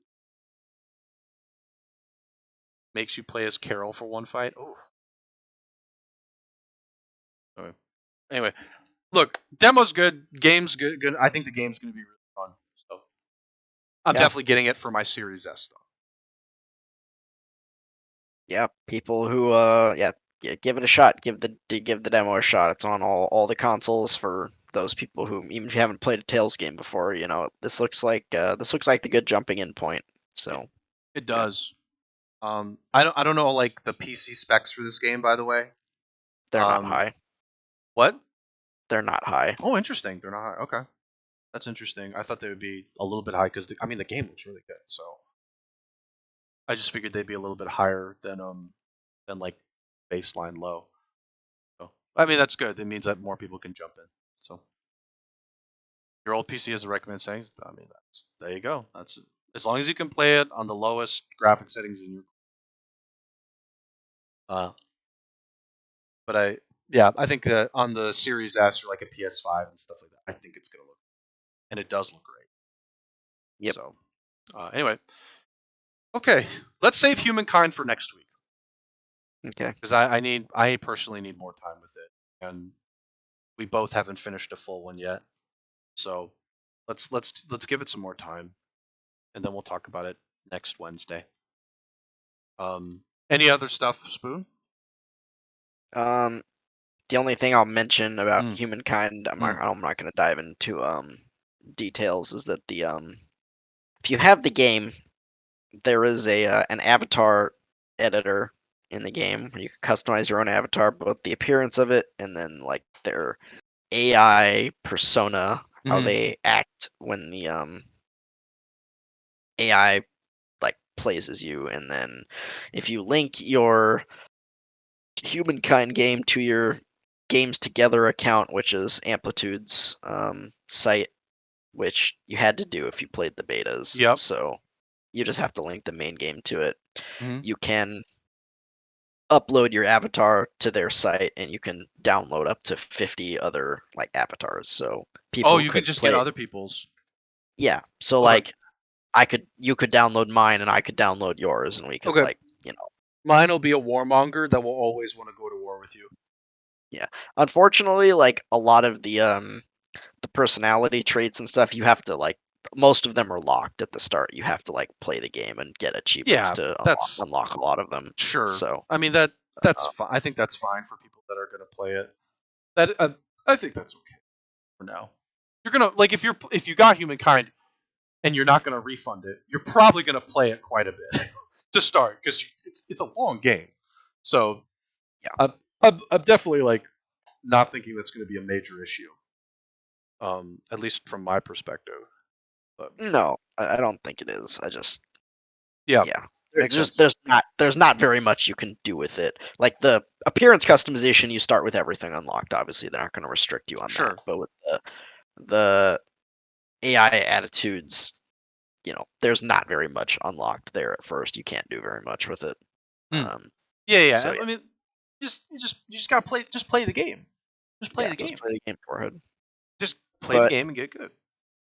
yeah, I guess I will just baseline say, I like the game. I've liked what I've played so far. The normal difficulty, at least in my first game, is an absolute joke. Yeah, I'm you, steamrolling the AI. you They've can't play on normal. You like can't. I'm You gotta so move up. like I got to like the classical era, and I have just I think like one of the cultures just entered the fourth era, and I'm about to go into era six, like contemporary. I'm like 2 to 3 full eras ahead of like every other AI. I'm completely freaking steamrolling them. The yeah, Uh, I'm on the next level up from normal. Nation, yeah. Yeah, Normal is Metropolis, then it's Nation, Empire, Civilization, and then Humankind. And there's yeah. two below. There's two below Metropolis, but I can't even imagine like the AI just They doesn't just do don't do anything. anything. They just sit there. They're like, huh?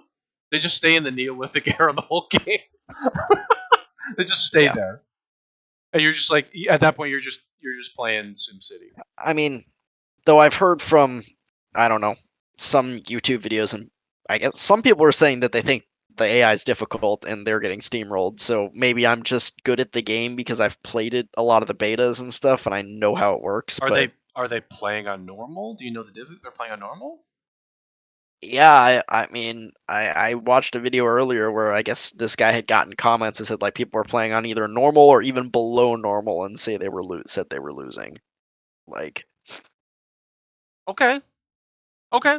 Um, like if you're a complete beginner and like don't know the game mechanics, I can then see you're that happening. gonna have problems. Because Yeah, like these games tend to be snowballing, and if you get off to a bad start, like you're kind of in trouble. yeah. Um, Yeah, I could see that somebody not knowing how the mechanics work really get so yeah, screwed and over. like at least in this first game with me snowballing super hard, like the the pacing between era and science seems better. Like my science has been pretty close with my era kind of the Hmm. whole way. Yeah, I would agree. But the general pacing of the game, like in how fast the eras progress, is not fixed. Like It's not. I'm not even I am around turn like 130, maybe around one. I don't think I'm even to turn 150, which is supposed to be half of a game, which is 300. And I'm about to enter the last era. Like you can just steamroll the freaking eras, and Yeah. in most of the eras, I've like held back and like kept in the era for a while and gotten like a bunch of extra stars, and like in all the eras, I haven't even gone at the first 7 stars to go on. So if you know what you're doing, especially on like normal and lower, You can go through it really fast. you Yeah. snowball out of control, and yeah, it's Yeah, I can see crazy. that. But I think the game is super fun. I like what they've put out. Um, it's not perfectly balanced, as I said, and I think the pacing could still use a little more work, to be honest. But yeah, I like the game so far, and I will leave it at that, and we will talk about it more next week. No, yeah, we're 'Cause definitely going to. if we keep going, I have much more to say. So we should I'm just sure you do, but that we have to stop it. We have to stop and wait till next week. Hold it in. Hold it in. Let me play. Let me play. I had to finish yep. Xenoblade, okay? And Yes, then you I did. had to play Tails. I had Hmm. to play Tails. No, I know. So That's fair. anyway, all right. Let's close it out. We'll save Humankind for next week as well as any other news. Um, look at what I got. Kate just got me this. I can't see what it is. Let me bring it closer. Oh, Yeah, it's a it's Charmander. Are they? Charmander masks. Oh, they're masks. Yeah, Okay, yeah. Hog. Pretty cool. So okay, let's end it here. We uh, we had our little hiatus because of my school, but we should be back for the next couple weeks without without any interruption. Um, the Tails demo that we talked about earlier that'll go up tomorrow, and we'll have a podcast next week. I'll more than likely be playing. I want to play Mass Effect 2 because I want to finish Mass Effect 2. So there's going to be a Mass Effect 2 stream at some point. This week I just don't know when. There's also going to be D&D on Friday. So we'll have a D&D session 7 p.m. Pacific time on Friday for those that are interested in checking that out. They're going to a port town to try and find a rainbow colored starfish. And I swear to God, the number of jokes that people are coming up with so far, killing me. Um, so yeah, check those out. Follow the. Be sure to check out the YouTube when that stuff drops. There'll be more videos coming. We've been pretty.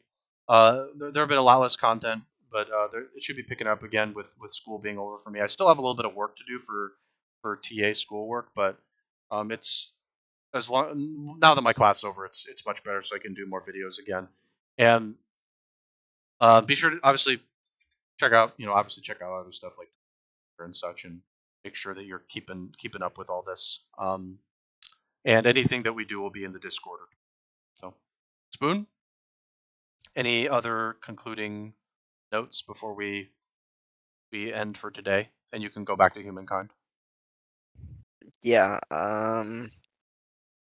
No, sounds good. Yeah. Again, I'll probably be around a lot in the Discord this week, just hanging out, playing Humankind. Yep, So anyone who wants to hang out, feel free to come on down and chill. And also, I don't know if you want to do this. Maybe we'll talk about it later, but maybe we want to do a review of Humankind as well. I don't know if we'll be able to play it enough to do an actual review of it. That's tricky that because is these really tricky. Let's talk games about pretty it. Let's talk games about pretty it. big. That's tricky. Let's talk about it. Okay, I think let's talk about it. I'm not opposed to it, but let's talk about it because that's really tricky with this kind of game. but I do think this is a little bit down the road, but I do think we should do for a review for Tales when Yeah. that's out. I agree. I think that a Humankind would be good. Humankind would be like a bonus. I think a Tales review would be good, and I'm trying to think of if there's anything else that's there's nothing really that's coming out between there that we're really think that's on our radar, right? So because Tales is coming Yeah, out in like a couple weeks. yeah, 3 weeks. Yeah, 3 weeks. Yeah, let's talk about it because there's also other stuff too that we should like consider, for the Yeah. future. Um, All right. but yeah, So yeah, we'll brainstorm some stuff we can do. yeah, So yeah, but yeah, thanks everybody for coming by, and we'll see you guys either during a stream that we have, with me this week or weekend, or we'll see you next Wednesday. So thanks for coming by, and yep, have a good rest of your day or night. yep. Not everybody.